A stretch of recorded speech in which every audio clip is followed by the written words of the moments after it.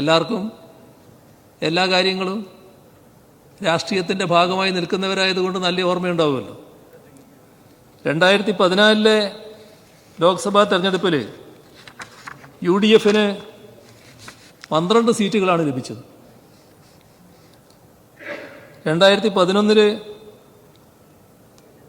72 സീറ്റുകൾ മാത്രം ലഭിച്ച UDFന് അതിലേറെ നിയമസഭാ സീറ്റുകളിൽ ഭൂരിപക്ഷം 2014 ലോക്സഭാ സീറ്റുകളിലെ വിജയത്തിൻ്റെ അടിസ്ഥാനത്തിൽ കണക്കാക്കിയാലുണ്ടായി. പക്ഷേ തൊട്ടു പിന്നാലെ നടന്ന തദ്ദേശ സ്ഥാപനങ്ങളിലേക്കുള്ള തെരഞ്ഞെടുപ്പ്, പിന്നെയുള്ള നിയമസഭാ തെരഞ്ഞെടുപ്പ്, ആ വിജയം UDFന് നിലനിർത്താൻ കഴിഞ്ഞോ? UDFന് പരാജയമാണ് ഏറ്റുവാങ്ങേണ്ടി വന്നത്. ഇതിൻ്റെ ആവർത്തനം 2019 ഉണ്ടായില്ലേ? 2019 നല്ല വിജയം, അതെല്ലാവർക്കും നല്ല പച്ചയായ ഓർമ്മയുള്ളതല്ലേ, ഞാനതിൻ്റെ കണക്കൊന്നും പറയണ്ടല്ലോ.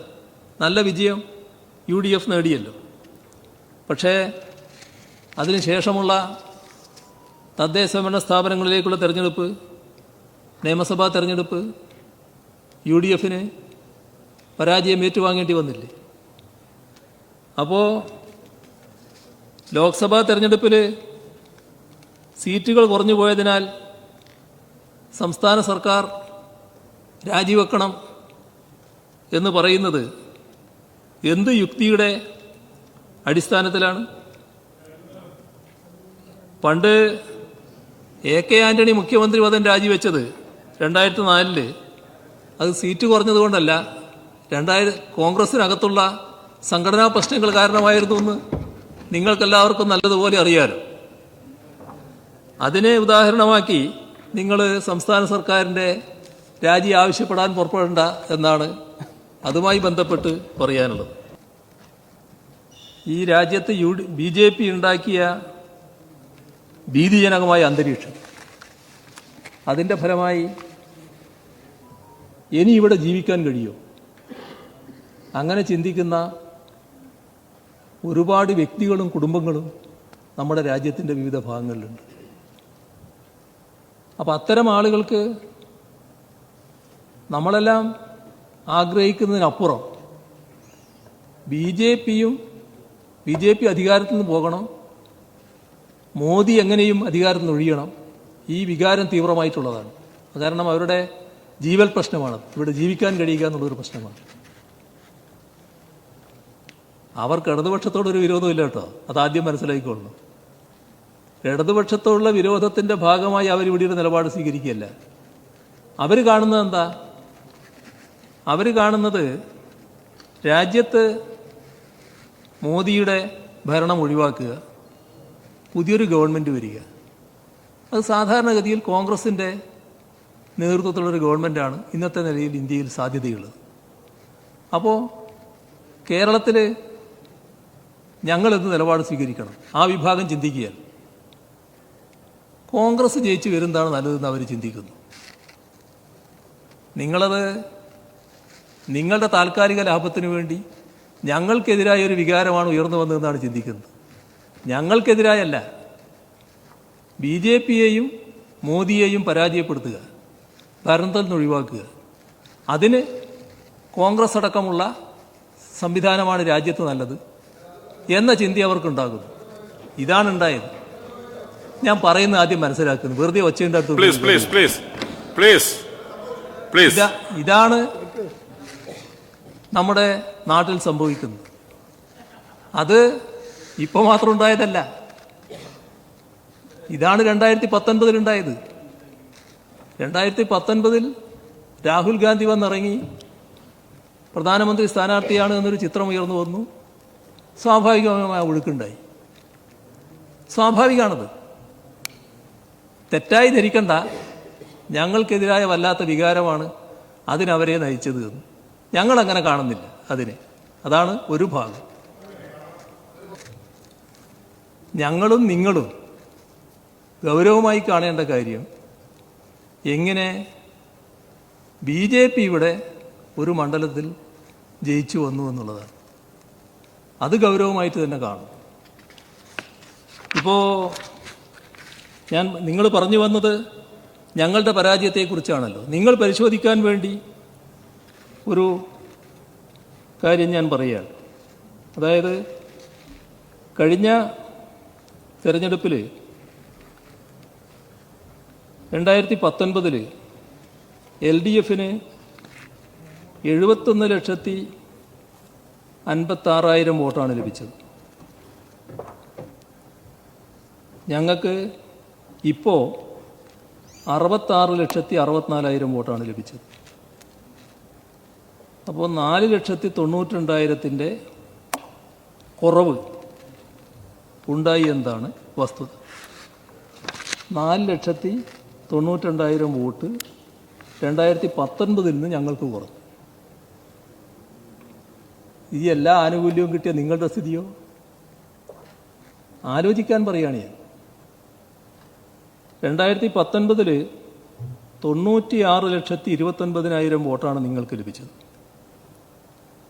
ഇപ്പം നിങ്ങൾക്ക് 90,17,000 വോട്ടാണ്. എന്ന് പറഞ്ഞാൽ കൃത്യമായി പറഞ്ഞാൽ 6,11,000 വോട്ടിൻ്റെ കുറവ്. 6,11,840 അത് 12,000 അടുത്തെത്തും. അപ്പോൾ 4,92,000 കുറഞ്ഞ ഞങ്ങൾ, 6,11,000 കുറഞ്ഞ നിങ്ങൾ. ആരുടെ കുറവാണ് വരുന്നത്? ഇതല്ലേ കണക്ക് നോക്കേണ്ടത്. ശതമാനം നോക്കിയാൽ 1 നിങ്ങൾ തോറ്റു എന്നല്ല ഞാൻ പറയുന്നത്. നിങ്ങൾ മഹാവിജയം നേടി. ആ മഹാവിജയം നേടിയ നിങ്ങൾക്ക് എങ്ങനെ വോട്ട് കുറഞ്ഞു അത് നിങ്ങൾ പരിശോധിക്കണം എന്നാണ് ഞാൻ പറയുന്നത്. ആ പരിശോധിക്കാൻ തയ്യാറാകണം. അതാണ് ഞാൻ പറഞ്ഞു വരുന്നത്. അത് വേറൊരു ഭാഗത്തെ പറയാൻ വേണ്ടിയാണ് ഞാൻ പറഞ്ഞുകൊണ്ടിരിക്കുന്നത്. അതേസമയം ശതമാനം നോക്കിയാൽ 1.75% LDFന് കുറഞ്ഞു, 2.11% നിങ്ങൾക്ക് കുറഞ്ഞു. ഇത് വോട്ടിംഗ് നിലയിൽ വന്ന കുറവാണ്. അത് കാണാതിരിക്കരുത്. ഇവിടെ രാവിലെ ഒരു കണക്ക് പറഞ്ഞല്ലോ. 2019 ഒരു നിയമസഭാ മണ്ഡലത്തിൽ മാത്രമാണ് BJPക്ക് ലീഡുണ്ടായിരുന്നത്. അന്ന് നിങ്ങൾക്ക് 123 മണ്ഡലത്തിൽ ലീഡ് നേടാൻ കഴിയും.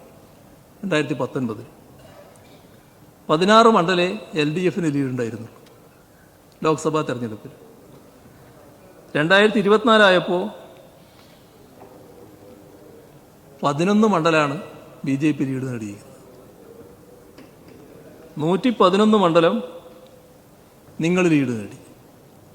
അപ്പോൾ നിങ്ങളുടെ ലീഡ് 123 നിന്ന് 111 എത്തി. ഞങ്ങളുടെ ലീഡ് ഞങ്ങളൊരു മെച്ചപ്പെട്ടതായിട്ട് കാണുന്നില്ല. പക്ഷേ 16 നിന്ന് 18 ഞങ്ങൾ പോയി. അതൊരു മെച്ചപ്പെട്ട എണ്ണമായിട്ട് ഞാൻ പറയല്ല. ഈ കണക്ക് നാം കാണണം. നിങ്ങളെ ഇവിടെ നാം ഗൗരവമായി കാണേണ്ട കാര്യം തൃശ്ശൂരിൻ്റെ വോട്ടിംഗ് നിലയാണ്. തൃശ്ശൂരിൽ എന്തുകൊണ്ടാണ് BJPക്ക് വിജയിക്കാൻ സാധിച്ചത്? അത് നാം തമ്മിലുള്ള തർക്കവിതർക്കങ്ങൾക്കിടയിൽ തന്നെ എല്ലാവരും ഗൗരവമായി പരിശോധിക്കേണ്ട കാര്യമാണ്. എന്തുകൊണ്ട് സംഭവിച്ചു എന്നുള്ളത്. പല ന്യായവാദങ്ങളും പരസ്യമായിട്ട് ഉന്നയിക്കാനുണ്ടാവും. നിങ്ങളിടയിൽ അതുണ്ടാക്കിയ പ്രശ്നങ്ങൾ എത്ര വലുതാണെന്ന് ഞങ്ങളെല്ലാം കണ്ടുകൊണ്ടിരിക്കുകയാണല്ലോ. നിങ്ങളും അത് പരിഹരിക്കാൻ വേണ്ടിയുള്ള നടപടികൾ സ്വീകരിച്ചുകൊണ്ടിരിക്കുകയാണ്. പക്ഷേ 10% വോട്ട്, 9.8% വോട്ട് കൃത്യമായി പറഞ്ഞാൽ 2019 നിന്ന് നിങ്ങൾക്ക് കുറയാണ് ചെയ്തത്. എന്താ അവിടുത്തെ അവസ്ഥ? നിങ്ങളുടെ വോട്ടിംഗ് നിലയുടെ അവസ്ഥ? നിങ്ങൾ UDF നിയമസഭാ മണ്ഡലങ്ങളെടുത്ത് പരിശോധിച്ചാൽ 2019 വോട്ട് നിലനിർത്താൻ അവിടുത്തെ 7 മണ്ഡലങ്ങളിൽ എവിടെ സാധിച്ചു? ഇപ്പോൾ ഗുരുവായൂർ 65,160 വോട്ടായിരുന്നു 2019 UDFനുണ്ടായിരുന്നു. ഇപ്പോൾ 57,925. 65,000 ഉണ്ടായിരുന്നവർ 57,000 ഈ തെരഞ്ഞെടുപ്പിൽ 24. മണലൂർ LDF തോറ്റവരാണല്ലോ, നിങ്ങളല്ലേ ജയിച്ചവര്. ആ ജയിച്ചവരെവിടെ കിടക്കുന്നുവെന്ന് നിങ്ങൾ കാണണം എന്നുള്ളത് കൊണ്ടാണ് ഞാൻ പറയുന്നത്. ബാക്കി നിങ്ങൾക്ക് നേരത്തെ പറയായിരുന്നല്ലോ.